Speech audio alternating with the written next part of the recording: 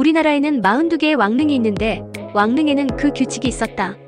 즉 왕릉 상설제도로 임금과 왕비의 릉에 대한 규칙이 있었으며 그중 연못이 있는 왕릉과 풍수지리에 대해 소개하는 화성문화관광 해설사님의 해설을 영상으로 소개합니다.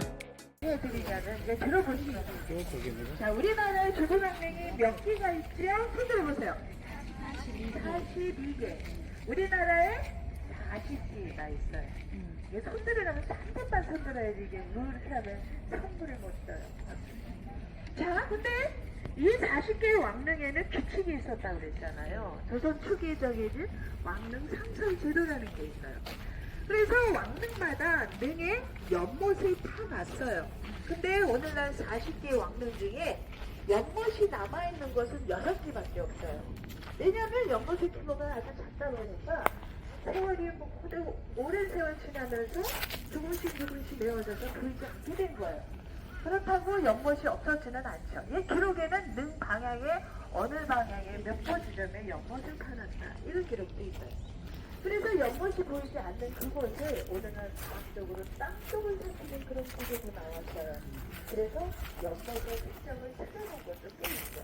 그래서 조선의 기록은 오늘날의 기록을 발견하게 되면 굉장히 소름 끼칠 정도로 놀라워요. 당시의 기록을 사실없이 사실적으로 기록했다는 거예요.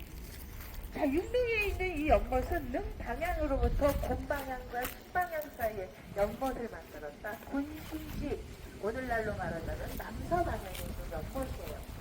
자, 6개 중에 남아있는 것도 참으로 공감한데 특이한 거예요. 연못의 모양이 동그래요. 이게 뭐가 특이하냐면 옛날에 사람들은 하늘의 모양은 어떤가 그러면 동그랗대요.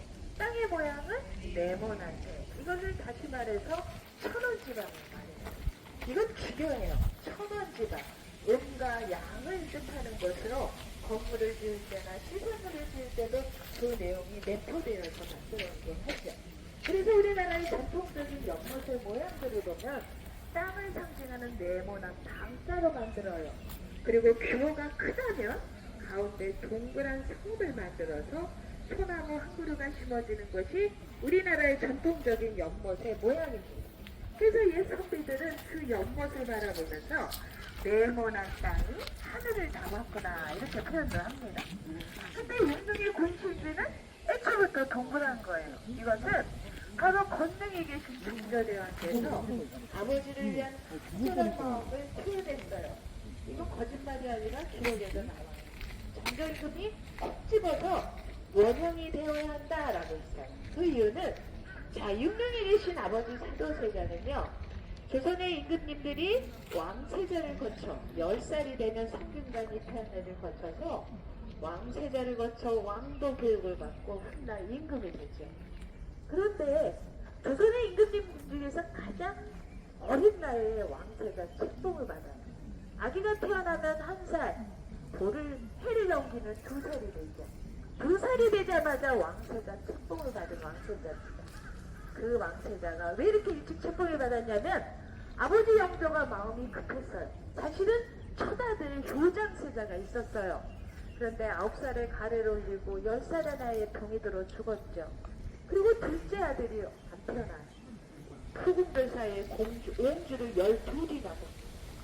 무려 7년 만에 임금이 42살이 되어서 얻은 귀한 아들이 바로 그 사도세자죠. 그래서 2살이 되자마자 왕세자 책봉을 내렸으나 그 세자가 28살의 나이에 아버지 손에 비주하며 한번 그러죠.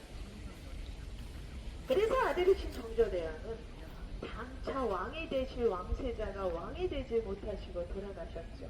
그래서 왕이 되지 못하신 아버지를 위해서 다른 세상에 가시면 용의 보물을 얻어서 꼭 임금이 되시라고 기원을 했어요. 우리가 용하면 우리나라에서는 왕과 황제를 상징하는 그런 신령스러운 동물로 여겨요. 그래서 임금의 얼굴을 뭐라 그러죠? 용왕, 용상, 용자. 임금이 입으신 옷도 용복, 빨간색의 골룡복, 어깨 둥도에 용이 수라져 있습니다. 그래서 바로 그 용에게는 반드시 보물인 여의주가 보여야 하는 거예요. 그래서 여의주 봉우리가 만들어졌다는 거예요. 근데 모든 등이 뭐 이런 사정이 있는 거는 아니에요. 왕릉의 연못을 만드는 이유는 두 가지가 있어요. 하나는 풍수와 관계가 있어요. 명당의 조건의 첫 번째, 배산입류, 배산. 능을 감싸는 물줄기를 명당수라고 하는데, 명당수를 잠시 가둬두는 장치는 물기를 빼서 샘을 타서 연못을 만들어 놓은 거예요.